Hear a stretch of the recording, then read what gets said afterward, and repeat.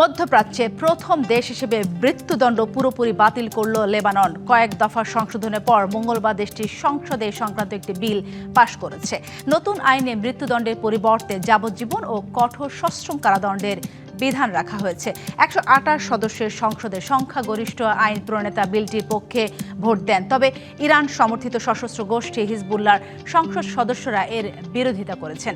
লেবাননের বিচারমন্ত্রী আদেল নাসার এই সিদ্ধান্তকে ঐতিহাসিক পদক্ষেপ বলে উল্লেখ করেছেন। 2004 সাল থেকে লেবাননে মৃত্যুদণ্ড কার্যকর বন্ধ রয়েছে, তবে আদালতগুলো বিভিন্ন মামলায় মৃত্যুদণ্ডের রায় দিয়ে আসছিল।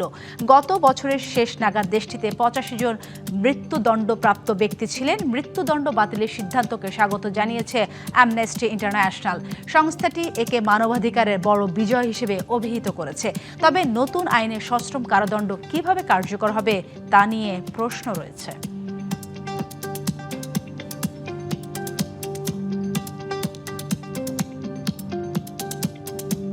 নগদ নিয়ে এলো হার না মানা হার অফার। সর্বনিম্ন 10,000 টাকা রেমিটেন্স নগদে পাঠালে থাকছে স্বর্ণের হার জেতার সুযোগ।